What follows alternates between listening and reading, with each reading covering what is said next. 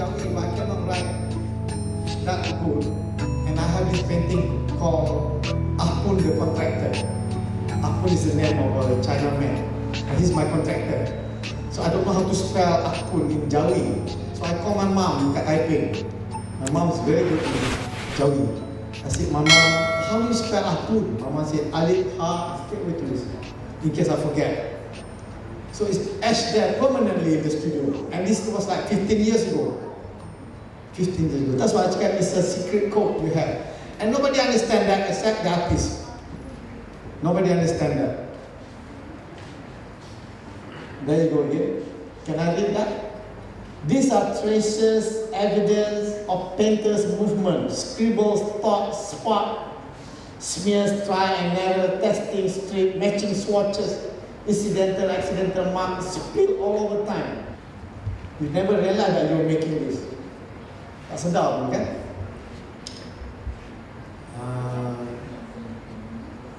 This is what I was talking about tadi, the fluorescent, the effect of the fluorescent. I'm glad everybody can share this, everybody have this in their wall. I'm glad. And from now on, go back to the studio and start taking pictures of your hidden secret code. Because that is the most valuable knowledge. Okay, this is another interesting thing to discuss about. Everybody have a space where they put the chair in the studio just to assess all the work on the wall. Do you have that, my friend, from India? Of course you have that.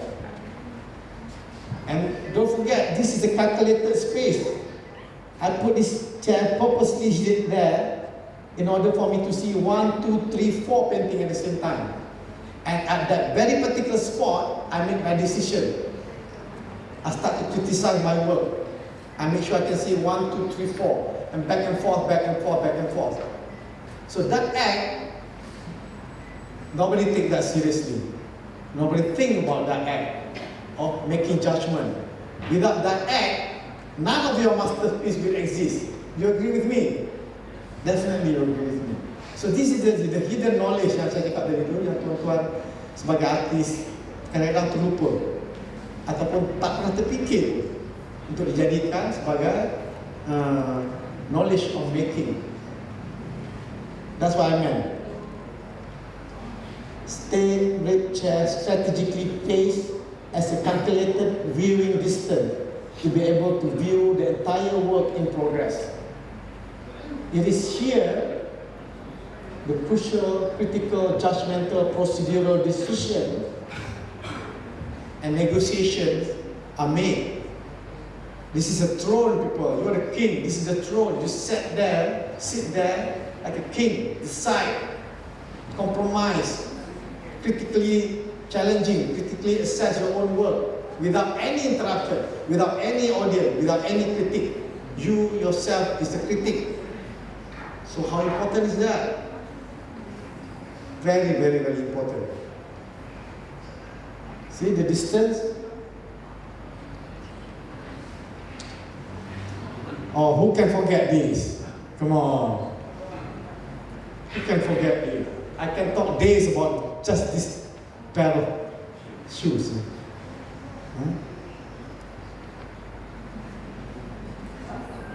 Come on.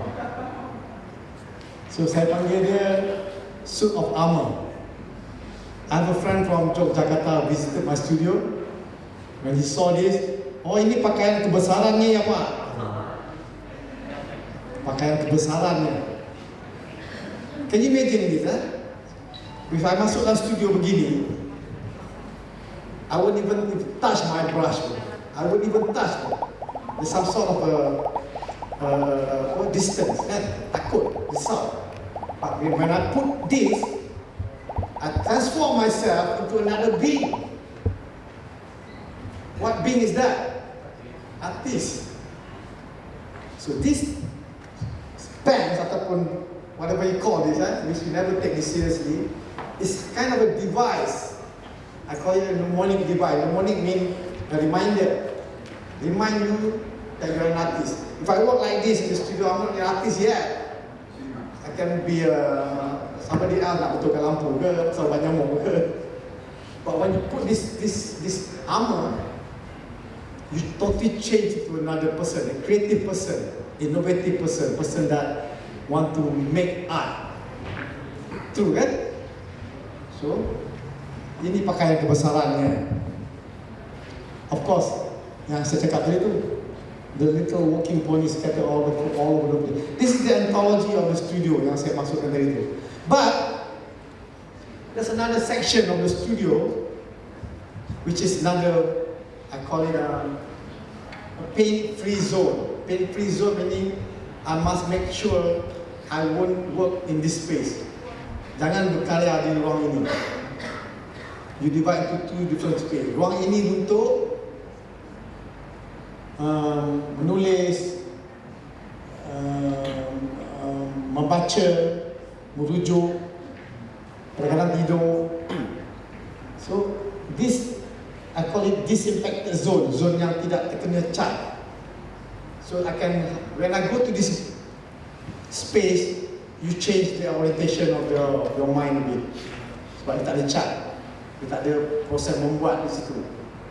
So that's up to you guys to coordinate or to orchestrate your studio space. But I'm showing you the example of some of the anatomy of the studio and how it functions accordingly. Selected work on the wall, not as a decoration, but as a reference, documentation of the past work. You always refer again and again and again. And again, this is probably the finishing part of the slide about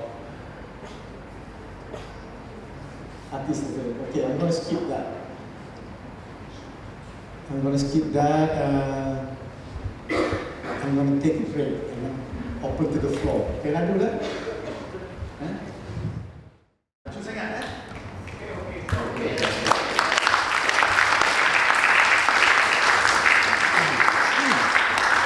Saya antara orang yang bertuah kerana pernah sampai di studio Prof.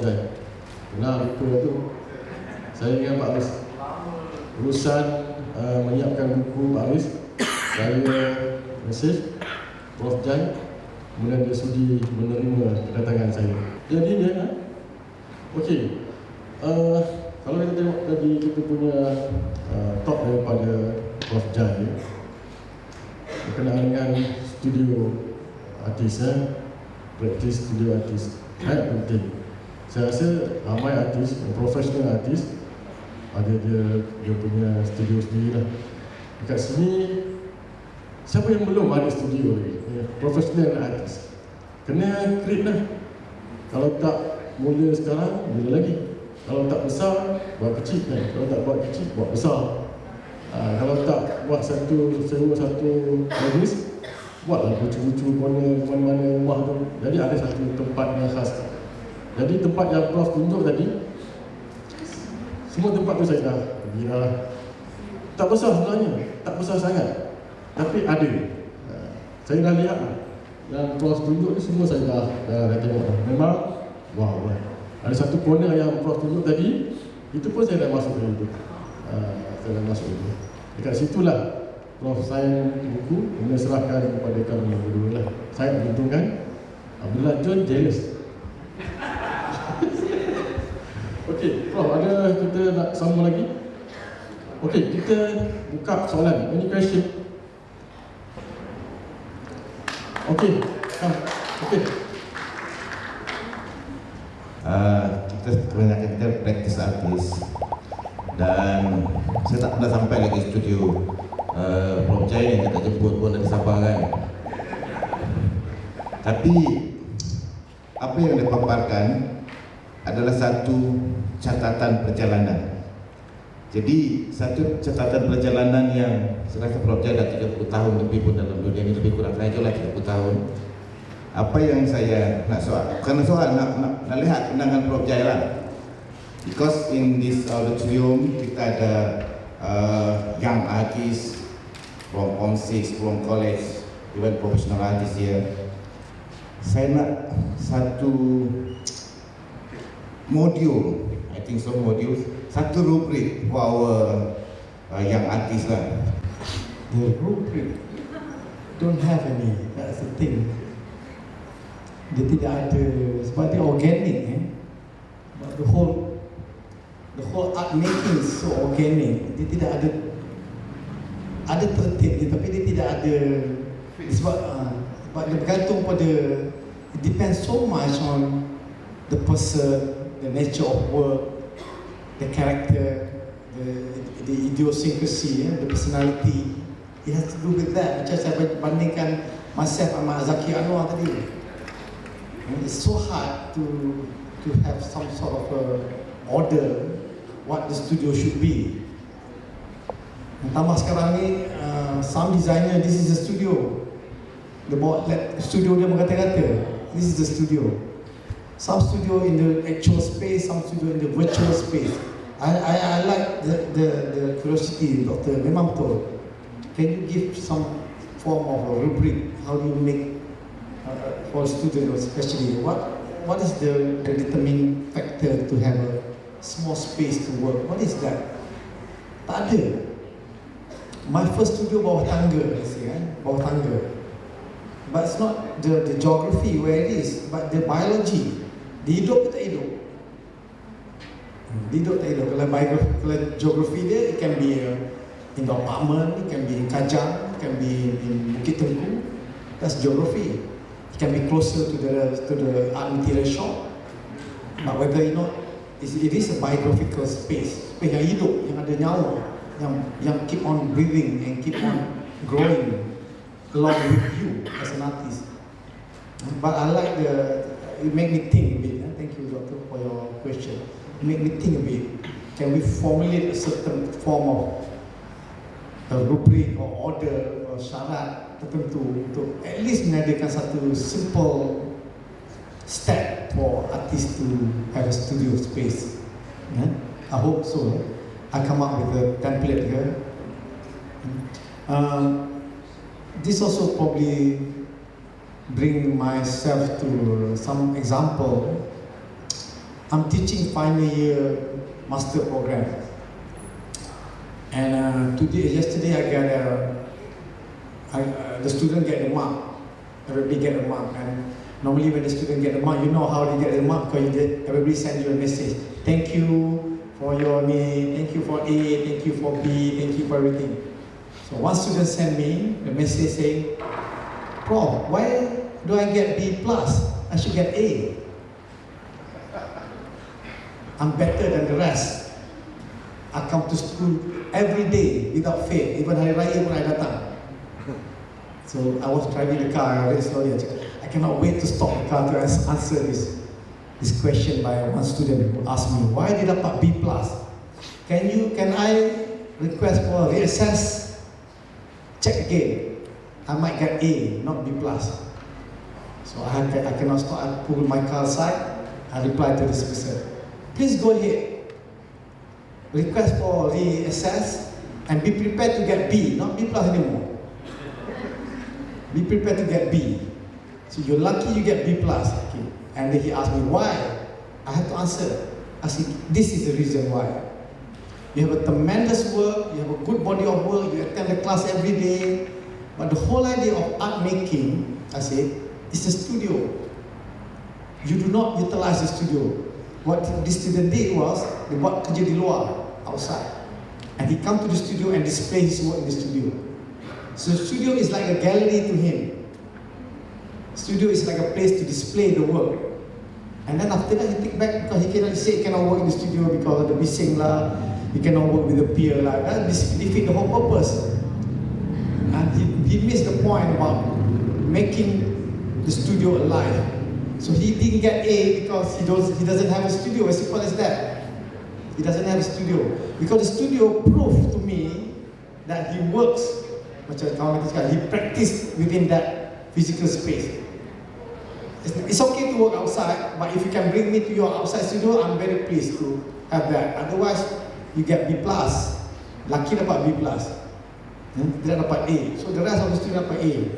Even not a good student, even the work is not that good, tapi dapat A. Because studio. Because you have to remember, our practice, people, our business is making. Making meaning physicality, the experiential knowledge that you cannot get unless you make. Make meaning you practice, you have to practice making. Practice bukan practice pandai. Practice is the act of making. You have to have the act of making and understanding that act of making. And other act of making have to happen in certain place, certain premise, and that premise we call a studio. You have a wall and you put 4 paintings on that wall, and in a very long distance sit on the chair like a king. And then you have to judge the painting, that which is the best painting. According to me, I'm not a judge, I'm not a king. I will talk to the painting, I will give to the time to the painting to communicate with me, and what painting requires to me, that I have to fulfill to it. So that chair for me is not for a king. It's just for the make to justification for the for an artwork. Just not a painting. Artwork could be your sculpture, your mural, anything it could be. But for me, and of course you are also a painter and a very big painter. But for me, in front of the painting, sitting in front of the painting, is to give the time to the painting as well as to the work.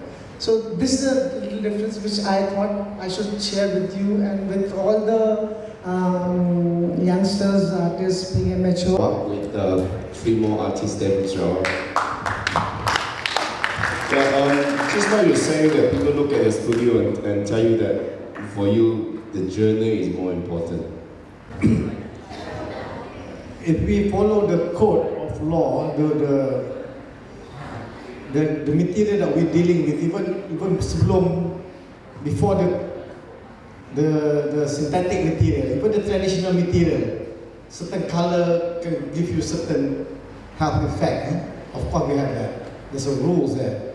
If you go to the European country, before the studio, they have color occur, contribute to what kind of effect. White, titanium white, contribute to what kind of effect. Of course you have that. From ages, you have that. But back to this gentleman's question is now, the recent material like bitumen, even thinner, even turpentine, they all have a side effect.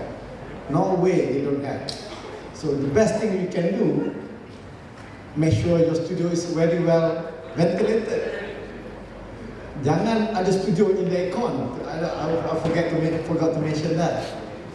My friend comes to studio, always has some ventilation going on. This is what we call occupational hazard. Occupational hazard. Each of our profession, there's always a hazard, and we have to take precautions. We have to take precautions. Bawa taxi pun ada occupational hazard. Asap exhaust bus. Berjalan kaki pun ada occupational hazard. Polis trafik yang buat jalan lintas tu, banyak yang bas tadi kaki palu-palu. Sebab apa? Exhaust kereta kan? Carbon monoxide. So yeah, that's a good point brought up by the gentleman over there. For an artist, hazardous material that we're dealing with, we have to make sure the studio is well ventilated. Kalau studio tu indoor, kalau macam terus ni studio dia dekat luar, kat padang, udara bersih, sculptor kata studio kat luar. But in my case, you're right, ventilated studio. Thank you for the question.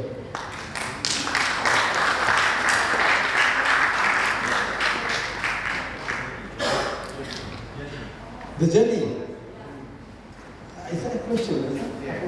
You want me to elaborate or what? No, I want to hear from you as an abstract painter. Abstract painter. Whether the journey is more important or... Yeah. Somebody asked me, from Secretariat last night. I said, what is the title that we want to talk? At the end, he said, can you distinguish between abstract and non-abstract work? So today somebody asked about the journey of doing abstract work. Especially abstract work, especially because most of us read abstraction and representation using the same model of reading. Cannot. Abstraction has a different language totally. And objective and non-objective painting. Non-objective painting is abstraction. Objective painting we can recognize. And when you read the non-objective painting yang berbentuk abstraction, menggunakan kayu ukur realism ni, takkan bertemunya. Kayu ukur dia lain. Okay, back to the gentleman question, the journey of abstraction, as much as the journey of making artwork like I did, still have, what I meant by the journey is the process of making that there. So abstraction has its own process, and non-abstraction has its own process. But to me, I make abstraction as well sometimes. I move from abstraction to objective painting, non-objective painting. Abstraction has a very, very organic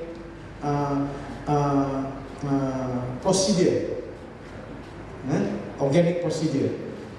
Dia A to C, C to B, B to Z, Z to A balik semula. Dia panggil non-protocol, tak ada sequential. Itu je beza dia, but the journey is still there. The journey is still there. If I make a painting like this one,